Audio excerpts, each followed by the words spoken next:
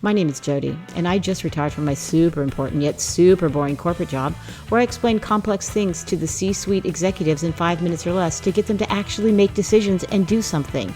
I will now take these corporate superpowers and do deep dives into current events and help to answer the obvious questions. And this is my podcast. Okay, so I have seen a couple of news articles this week, and I think we know each other well enough now, truth seekers, for me to give you the talk. This is a talk I gave to all of my mentees over the years. Gosh, I've probably given this talk at least 50 times. And now it's time for you to hear it as well. Oh, for the love of a number 2 pencil. Random thought. Does anyone even use them anymore? Or do the millennials and Gen Zers even know what those are? Okay, anyway. Sorry, I digress. Here comes the talk. Now get your mind out of the gutter. Well, scratch that. It's okay. Because you need to think about your corporate career like being a sex worker. Does that shock you? Well, let me help you understand. Sex workers have different options. You can freelance on whatever is around. Is Craigslist even a thing anymore? Is it gone by the wayside like Angie's List, which is now just Angie or something like that? Okay, back to our talk. Or you can be stuck working for Rocco on the corner. Or you can work for whoever is the new Mayflower Madam. Basically, it's the same job, but at different levels of payment going and doing the same task for different amounts of money. Here is the second part. It doesn't matter how good you are. At some point, your value is gone, and they are done with you, or you're done with them, and everybody moves on. This is the hard part for many people in the corporate world to understand. They think their company cares about them. Well, they do care about you to get the work done, and maybe somebody cares about you as a person, like your boss or your coworkers.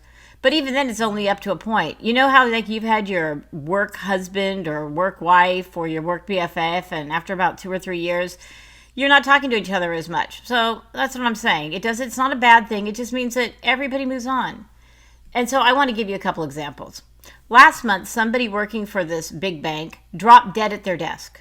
We don't know the causes, by the way, but they're dead.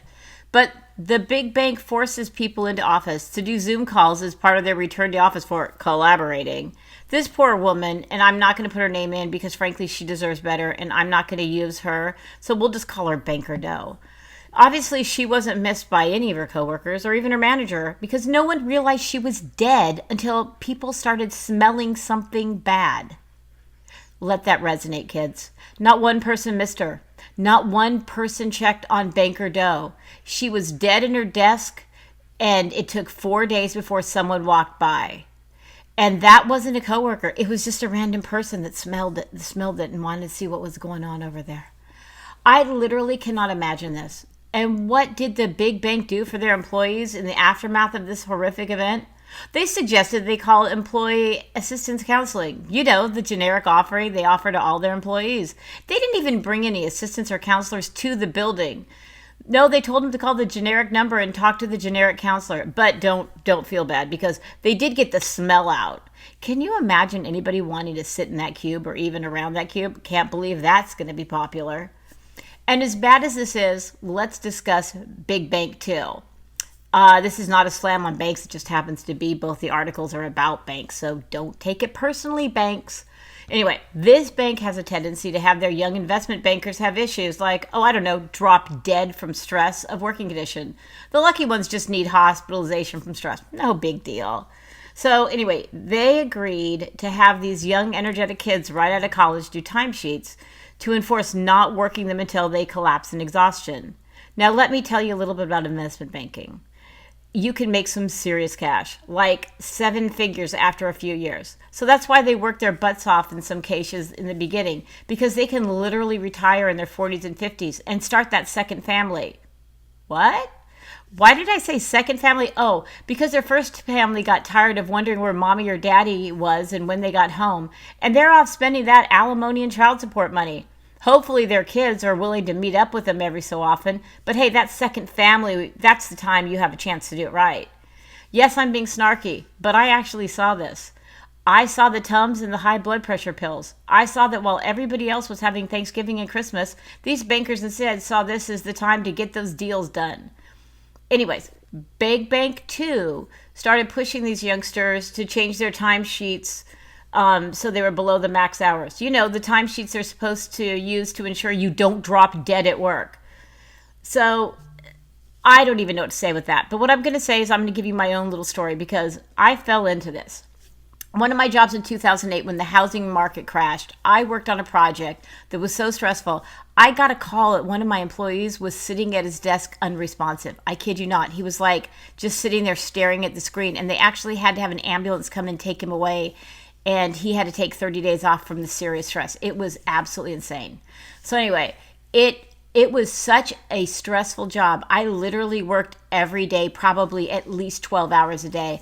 I worked so much, I forgot my son's school event, which I was supposed to be in charge of. Yeah, that made me feel good. Anyway, the project was a good spot, and it was Memorial Day weekend, and my boss said to everybody, take the weekend off. And at 6 p.m. on the dot, I closed my computer. And then, like, literally 5 minutes later, one of my employees on the West Coast called me and was like, hey, Jody, did you see that email? I'm like, no, and I'm not even going to turn on my computer. You're going to read it to me. And I kid you not.